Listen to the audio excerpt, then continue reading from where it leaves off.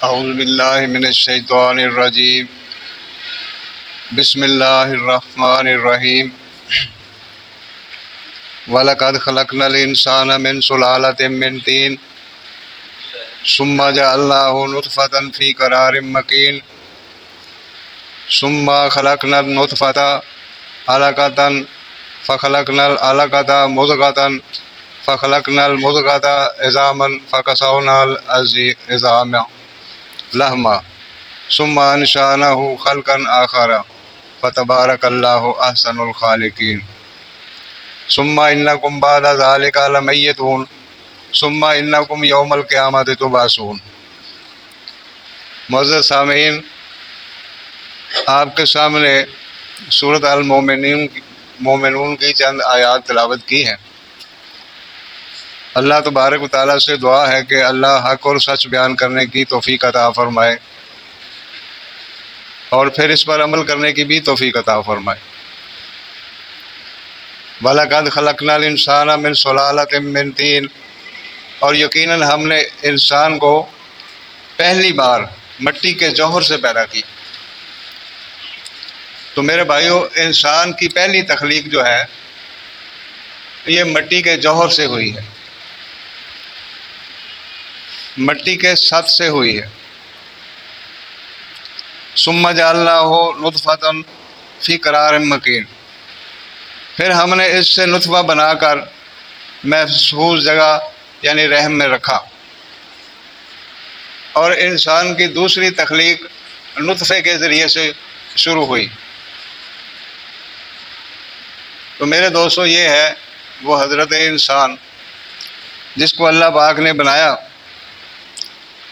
پھر اللہ پاک فرماتا ہے کہ اس نطفے کو ہم نے لوتھڑا بنایا، پھر لوتھڑے کی بوٹی بنائی، پھر بوٹی میں ہڈیاں بنائیں، پھر ہڈیوں پر گوشت پوشت چڑھایا، پھر اس کو آخری صورت دے کر پیدا کر دیا۔ تو صرف وہ اللہ ہی ہے جو سب سے بہتر تخلیق کرنے والا بڑا بابرکت ہے۔ انسان کی اوقات اللہ تبارک و تعالیٰ نے اس کو یاد کرا دی کہ اے انسان، اپنی تخلیق کی طرف غور کر۔ تو بڑے بڑے فتوے لگاتا ہے، بڑی بڑی بحثیں کرتا ہے، ذرا غور تو کر۔ ثم انکم بعد ذلک لمیتون، پھر اس زندگی کے بعد، یعنی انسان پیدا ہو گیا، پھر مختلف مراحل سے گزرتا ہوا جوانی کو پہنچا، پھر بڑھاپے کو پہنچا، اور اس سارے پروسیس کے بعد اللہ پاک فرماتا ہے کہ ثم انکم بعد ذلک لمیتون، پھر اس زندگی کے بعد تم مر جاتے ہو۔ ثم انکم یوم القیامت تبعثون، اور پھر تم صرف قیامت کے دن زندہ کیے جاؤ گے۔ تو میرے دوستو، اس طرح سے اللہ تبارک و تعالیٰ نے ایک مختصر آیت کے اندر وہ ساری انسان کی کہانی بیان کر دی، جس کو لوگ کہتے ہیں نہیں جی یہ انسان جو تھا پہلے سے موجود تھا۔ ایک بندے نے مجھ سے کہا کہ جب میں پیدا نہیں ہوا تھا نا، میں اس وقت بھی موجود تھا۔ میں کہا شاباش۔ تو اللہ تبارک و تعالیٰ فرما رہا کہ کیف تکفرون باللہ وکنتم امواتا، تم اللہ کا کفر کر کیسے سکتے ہو جب کہ تم مردہ تھے۔ انسان جب اس دنیا میں نہیں آیا، ابھی ایک لڑکا ہے ایک لڑکی ہے، ان کا کوئی رشتہ بھی نہیں بنا، کوئی سوچ سکتا ہے، تصور کر سکتا ہے کہ اس کے ہاں کوئی اولاد ہو؟ نہیں، یہ تو ابھی بڑی دور کی بات ہے۔ اور اس حالت کو اللہ پاک کہتا ہے کہ تم مردہ تھے۔ یہ مردہ حالت ہم گزار کے آئے ہیں۔ وَكُنْتُمْ کیف تکفرون باللہ وکنتم امواتا، تم مردہ تھے، فاحیاکم، بس ہم نے تم کو زندگی بخشی۔ تو یہ وہ جو اللہ کہہ رہا ہے نا، ہم نے زندگی بخشی، اس کا نقشہ یہاں پر اللہ تعالیٰ نے کھینچ دیا۔ ثم یمیتکم، اس زندگی کے بعد پھر تم مر جاتے ہو۔ اب یہ زندگی جو ہم گزار رہے ہیں، اس کے بعد ہمیں پھر موت آ جائے گی۔ ثم انکم یوم القیامت تبعثون، اور پھر اس کے بعد تم قیامت کے دن زندہ کیے جاؤ گے. ثم الیہ ترجعون، اور پھر تم اللہ کی طرف لوٹ کر جاؤ گے اپنے حساب کتاب کے لیے. تو میرے دوستو، یہاں پر اللہ تبارک و تعالیٰ نے اس بات کو واضح کر دیا کہ زندگی اور موت ہے کیا چیز، کہ انسان اپنی تخلیق سے پہلے مردہ تھا، پھر اللہ پاک نے اس کو زندہ کیا، اس کو بنایا، تخلیق کیا، اور وہ اپنی زندگی گزارنے کے بعد پھر مر جاتا ہے.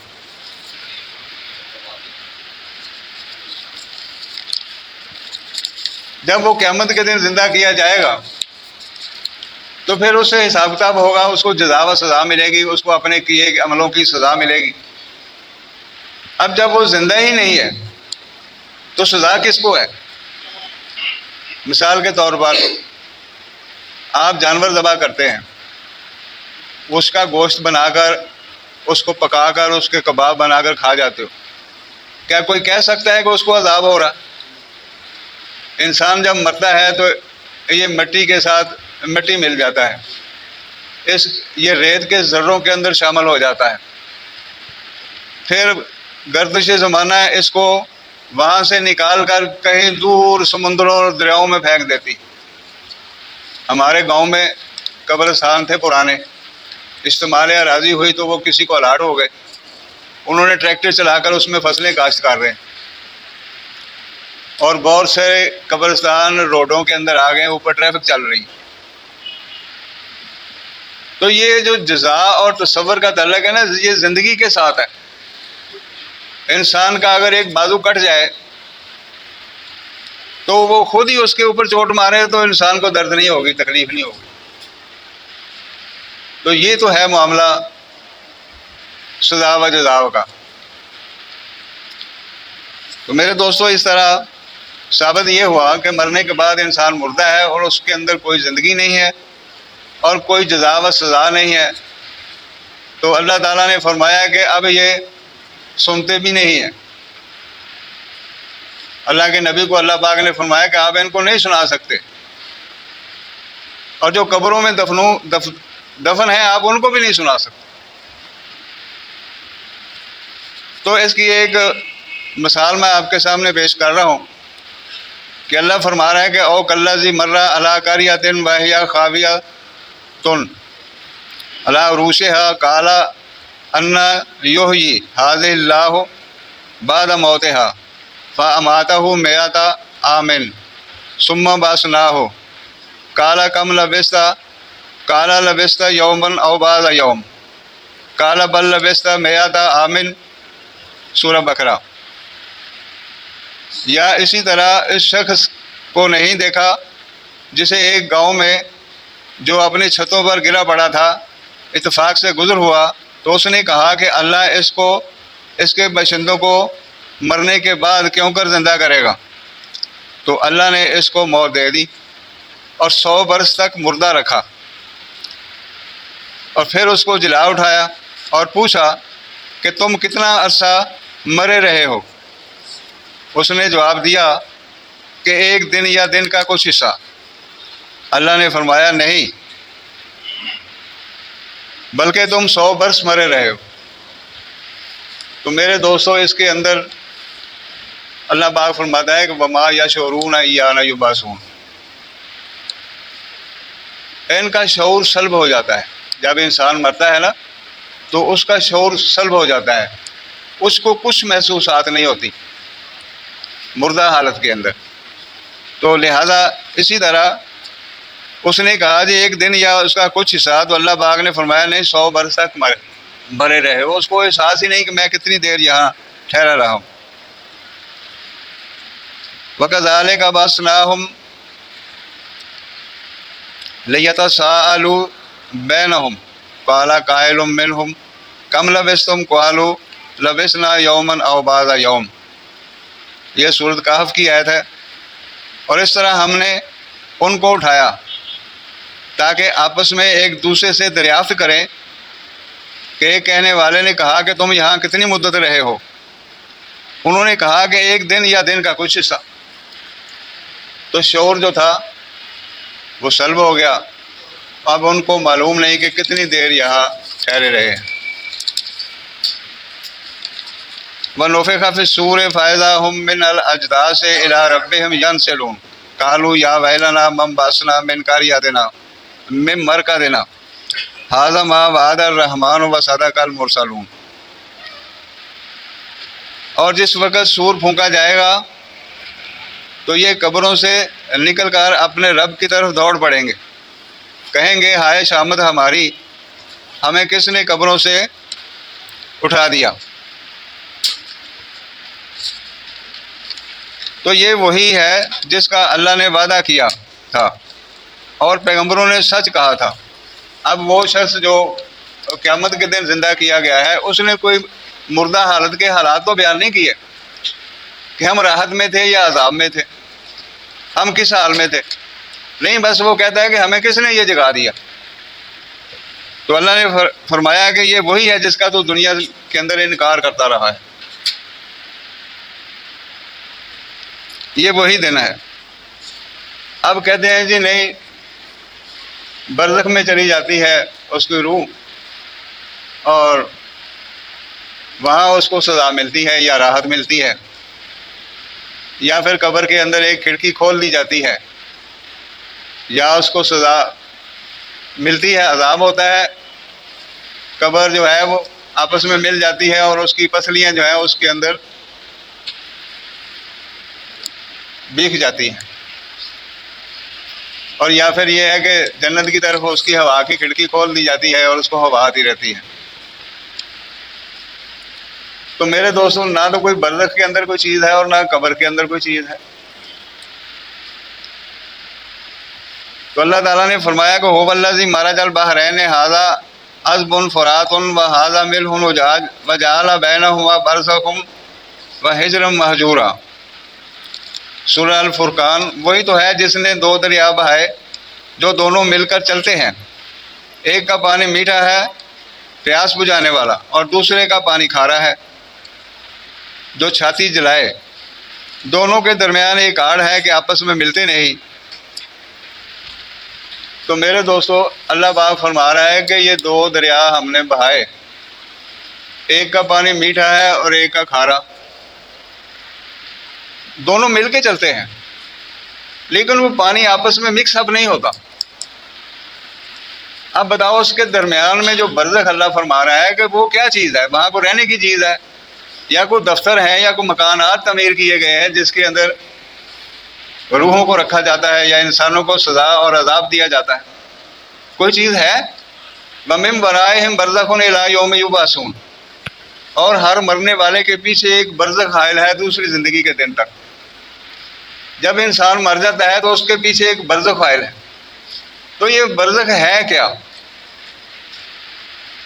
یہ اللہ کا امر ہے کہ اللہ کے حکم سے وہ نہ تو پانی آپس میں مکس اپ ہوتا ہے اور نہ مردے جو ہیں وہ دوبارہ زندہ ہوتے ہیں. یہ اللہ کا امر ہے. اتنی سی بات ہے بس. اور ایک لمبی کہانی بنا دے گی. ایک عالم برزخ ہے، اس میں جناب روحیں رکھی جاتی ہیں اور یہ کیا جاتا ہے وہ کیا جاتا ہے.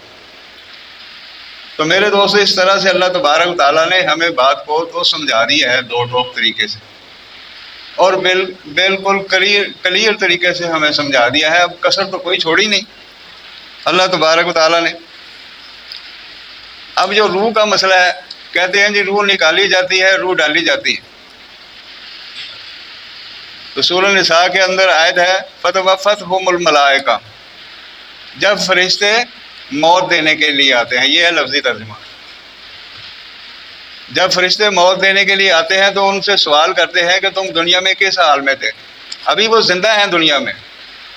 جب فرشتے آتے ہیں تو پوچھتے ہیں کہ تم کس حال میں تھے. وہ کہتے ہیں جی یہ ملا اور یہ سردار اور وڈیرے یہ بڑے طاقتور ہیں، تو میں تو جی مجبور تھا. تو فرشتے کہتے ہیں کہ اللہ کی زمین وسیع نہ تھی کہ تم اس میں ہجرت کر جاتے، تم کس وجہ سے مجبور تھے؟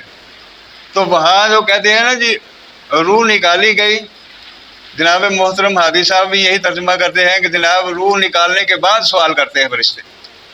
اب سوال یہ پیدا ہوتا ہے کہ اللہ فرماتا ہے اِنَّکَ لَا تُسْمِعُ الْمَوْتَىٰ، اے پیارے نبی آپ مردوں کو نہیں سنا سکتے، وما انت بمسمع من فی القبور، اور جو قبروں میں مدفون ہیں آپ ان کو بھی نہیں سنا سکتے، تو کیا فرشتے سنا سکتے؟ اللہ کا نبی تو نہیں سنا سکتا، کیا فرشتے اس نکالی گئی روح بقول ان کے اس کو سنا سکتے ہیں؟ تو روح جو ہے یہ امر ربی ہے اصل میں۔ تو سوال کرتے ہیں کہ یسألون کا ان الروح قل الروح من امر ربی وما اوتیتم من العلم الا قلیل، اور تم سے روح یعنی وحی کے بارے سوال کرتے ہیں، کہہ دو کہ روح میرے رب کے حکم سے ہے، یعنی جس طرح بہت سارے احکام ہیں اللہ کے، اس کے اندر ایک روح بھی اللہ کا حکم ہے۔ جس طرح آدم علیہ السلام کی طرف اللہ پاک نے وحی بھیجی، کیا وحی بھیجی؟ کن فیکون، کہ ہو جا، اور وہ ہو گیا۔ تو میرے دوستو یہ ہے کہ روح کا معنی ہی غلط لے لیا گیا ہے۔ یہ مکمل انسان جو ہے، یہ بولنے والا اور یہ اس کا لاشا ہے، یہ سارا مکمل نفس ہے۔ قرآن نے اس کو نفس کہا ہے، کل نفس ذائقۃ الموت وانما توفون اجورکم یوم القیامت، ہر جاندار کو موت کا مزہ چکھنا ہے، اور پھر جو عمل تم دنیا میں کرتے رہے ہو ان کا پورے کا پورا حساب کتاب، اس کی جزا و سزا تمہیں قیامت کے دن ملے گی۔ اب یہ آیت بھی کلیئر کر رہی ہے کہ مرنے کے بعد صرف قیامت کے دن اٹھنا ہے، اس سے پہلے کوئی زندگی نہیں، کوئی جان نہیں، بلکہ اسی طرح مردہ ہے جس طرح ہم پیدا ہونے سے پہلے مردہ تھے۔ وَإِذَا النُّفُوسُ زُوِّجَتْ، اللہ فرماتا ہے کہ وہ قیامت کا دن ہوگا جس دن ہم اس بکھرے ہوئے انسان کو، سال ہا سال صدیاں گزر گئی مرے ہوئے، قبرستان بھی اجڑ گئے، پتہ نہیں کہاں وہ ریت کے ذروں کے اندر موجود ہے۔ اللہ کہتا ہے وَإِذَا النُّفُوسُ زُوِّجَتْ، وہ قیامت کا دن ہوگا کہ ہم اس کو اکٹھا کر کے جوڑ دیں گے، فی خلق جدید، اور پھر نئے سرے سے اس کو پیدا کر دیں گے۔ اور اس پر دیکھو آپ آج دنیا کے اندر کتنی کتنی کہانیاں بن گئی ہیں، لیکن اللہ تعالیٰ کا قرآن جو ہم نہیں پڑھتے تو یہ اسی کا نتیجہ ہے کہ آج ہم گمراہ ہیں، ہمیں سمجھ نہیں آتی۔ اور ایک سب سے بڑی وجہ اور خرابی یہ بھی ہے کہ جب ہم قرآن خود نہیں نہ پڑھیں گے، آپ تقریریں جتنی مرضی سن لیں، لاکھوں تقریریں سن لیں، لیکن آپ کو عین اور یقین نہیں ہوگا جب تک آپ قرآن کو خود نہیں پڑھیں گے۔ میں نے جو سیکھا، تو میں بیسیکلی تو ایک مزدور آدمی تھا، لیکن جب میں اس دین کی لائن میں آیا تو میں جو لوگوں کی تقریریں سنتا تھا، تو میں گھر جا کر قرآن میں دیکھتا تھا کہ اس نے صحیح بھی کہا ہے یا غلط کہا ہے۔ جو بیان آپ یہاں سنتے ہیں، گھر جا کر قرآن کھول کے اس کی اسٹڈی کیا کرو کہ اس نے سچ کہا ہے، تو جب وہ اس کو آپ کو یقین آ جائے گا کہ ہاں یار یہ سچ ہے، تو پھر آپ کو ہو جائے گا عین اور یقین، تو پھر آپ کو کوئی گولی بھی مار دے آپ کو عقیدے سے نہیں ہٹا سکے گا، پھر آپ جماعتیں چھوڑ کے ادھر ادھر نہیں جا سکتے۔ اب یہ جس کو روح کہا جاتا ہے، ينزل الملائکۃ بالروح من امرہ علی من یشاء من عبادہ ان انذروا انہ لا الہ الا انا فاتقون، وہی فرشتوں کو پیغام دے کر اپنے حکم کے مطابق اپنے بندوں میں سے جس کے پاس چاہتا ہے بھیجتا ہے کہ میرے سوا کوئی معبود نہیں اور صرف تم مجھ سے ہی ڈرو۔ یعنی یہاں روح کا معنی اللہ کا حکم لیا گیا ہے۔ تو یہ جو روح آج ہماری قوم پکارتی ہے نا، اصل میں یہ وحی کو کہتے ہیں، اللہ کے حکم کو کہتے ہیں روح، اور انسان کو نفس کہا گیا ہے۔ کل نفس ذائقۃ الموت۔ تو میرے دوستو یہ نفس ہے، نفس پورے کا پورا مر جاتا ہے، اس کے اندر جو بولنے والی چیز ہے اس کو بھی موت آتی ہے، اور جو یہ لاشا ہے یہ بھی ڈیڈ ہو جاتا ہے، پھر اس کو مٹی کھا جاتی ہے۔ کوئی رکھنے والی چیز، کوئی نکال کر لے جانے والی چیز کوئی نہیں ہے۔ ہم مولویوں سے سنتے رہتے آئے ہیں کہ جی یہ جب کسی نیک بندے کی روح نکالی جاتی ہے تو فرشتے اس کو ریشمی لباس کے اندر، خوبصورت اور خوشبودار لباس کے اندر اس کو لپیٹ کر لے جاتے ہیں، اور جو کوئی بد روح ہوتی ہے یعنی گناہگار، تو اس کو گندے کپڑوں میں لپیٹ کر لے کے جاتے ہیں۔ یہ میرے دوستوں افسانے ہیں۔ تو اسلام کو جو برباد کیا ہے ان سنی سنائی باتوں اور افسانوں نے کیا ہے۔ رفیع الدرجات ذو العرش یلقی الروح من امرہ الی من یشاء من عبادہ لینذر یوم الطلاق۔ وہ مالک درجات عالی ہے اور عرش کا مالک ہے، یعنی اقتدار، ایک کائنات پر جو حکومت ہے اس کی ہے، وہ چلا رہا ہے، دن کو رات میں بدل رہا ہے، ہوائیں بھیجتا ہے، بادل بھیجتا ہے، بارش برساتا ہے، زندگی اور موت دیتا ہے، غلہ اگاتا ہے، فصلیں اگاتا ہے۔ یہ اس کا اقتدار ہے، اس کی حکومت ہے۔ عرش جو ہے وہ اقتدار کو کہتے ہیں، حکومت کو کہتے ہیں۔ لوگ سمجھتے ہیں کہ عرش کوئی اس کی ایک کرسی ہے جس کے اوپر اللہ تعالیٰ بیٹھ گیا، ایسا نہیں ہے۔ یہ حکومت کو کہا جا رہا ہے کہ کائنات کے اوپر اللہ کی حکومت ہے، اور وہ اپنے بندوں میں سے جس کو چاہتا ہے اپنے حکم سے وہی بھیجتا ہے۔ یہاں بھی جو ہے وہ روح کا معنی وہی حکم لیا گیا ہے، میں نے عبادہ لینذر یوم الطلاق، تاکہ ملاقات کے دن سے ڈرائے، تاکہ لوگوں کو قیامت کے دن سے ڈرائے۔ وَكَذَلِكَ أَوْحَيْنَا إِلَيْكَ رُوحًا مِنْ أَمْرِنَا، اور اسی طرح ہم نے اپنے حکم سے تمہاری طرف وہی بھیجی، سورہ شورا۔ تو یہ روح کا معنی جو ہے وہ اللہ کا حکم ہے، وہی بھی اس کا معنی بنتا ہے۔ یہ نہیں ہے کہ روح جو انسان کے اندر ڈالی گئی ہے یا نکالی گئی ہے، اس کو روح مولویوں نے مشہور کر دیا اور ہر جگہ پر روح لکھا ہوا ہے، ترجموں میں بھی روح لکھا ہوا ہے۔ ایک اور بات، جب سارے سوالوں کے جواب آ جائیں تو پھر ایک آخری سوال ہوتا ہے، وَحَاقَ بِآلِ فِرْعَوْنَ سُوءُ الْعَذَابِ النَّارُ يُعْرَضُونَ عَلَيْهَا غُدُوًّا وَعَشِيًّا۔ اور فرعون والوں کو برے عذاب نے آن گھیرا۔ یہ کب کی بات ہو رہی ہے؟ اگر اس کا سیاق و سباق پڑھیں سورہ مومن کے اندر، جو موسیٰ علیہ السلام نے فرعون کو دعوت دی تو اس کی قوم کے اندر ایک شخص جو مومن تھا وہ ایمان لے آیا تھا، یہ اس کا بیان ہے سارے کا سارا۔ اور یہ اس وقت کی بات ہے جب ابھی ابتدائی دعوت موسیٰ علیہ السلام نے فرعون کو دی ہے۔ جب انہوں نے انکار کیا تو اللہ پاک فرما رہا ہے کہ پھر اس انکار کی پاداش کے اندر وَحَاقَ بِآلِ فِرْعَوْنَ سُوءُ الْعَذَابِ، فرعون والوں کو برے عذاب نے آن گھیرا۔ تو وہ برا عذاب کیا تھا؟ النَّارُ يُعْرَضُونَ عَلَيْهَا غُدُوًّا وَعَشِيًّا،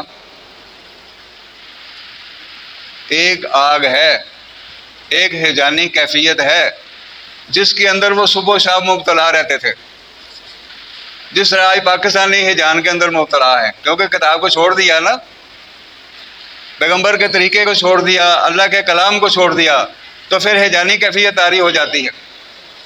آپ بازار میں جاؤ دیکھو تو ایسے لگے گا کہ لوگ باولے ہیں، پریشان حال پھرتے ہوئے آپ کو نظر آئیں گے، جیسے یہ ان کے دماغ لونگڑی کھا گئی۔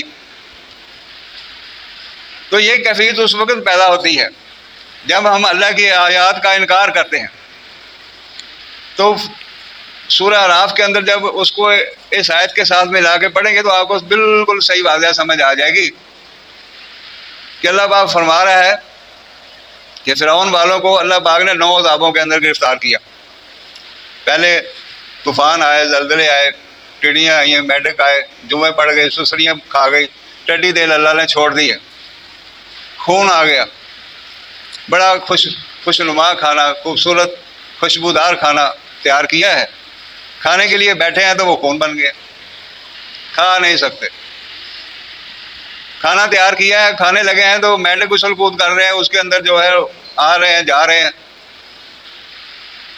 بڑی صفائی کی ہے، مینڈکوں کو باہر پھینکا پھر وہ اس سے بھی زیادہ آ جاتے ہیں۔ تو یہ 9 قسم کے عذاب تھے جو آل فرعون پر اللہ پاک نے نازل کیے، جس کے اندر وہ ساری زندگی مبتلا رہے۔ یہ غرقابی کا عذاب اینڈ پہ ہے، آخر پہ۔ فرعون کی آخر کے زندگی جو ہے وہ اس کے اندر غرقابی ہے، یہ شروع کے اندر ہے۔ لہذا اس کے اندر اللہ نے فرمایا نارو یعرضون علیہا غدوا وعشیا، کہ وہ صبح و شام ایک ہیجانی کیفیت میں مبتلا رہتے تھے. یوم تقوم الساعۃ ادخلوا آل فرعون اشد العذاب. اب آیا آخرت کا عذاب. وہ دنیاوی عذاب تھا، اب آخرت کا عذاب آیا کہ حکم ہوگا کہ فرعون والوں کو قیامت کے دن شدید ترین عذاب میں داخل کر دو. تو میرے دوستو، اللہ سے دعا ہے کہ اللہ تبارک تعالی ہمیں صحیح بات کے سمجھنے کی توفیق عطا فرمائے. وآخر الدعوانا الحمدللہ رب العالمین. سبحان ربک رب العزۃ عما یصفون وسلام علی المرسلین والحمدللہ رب العالمین.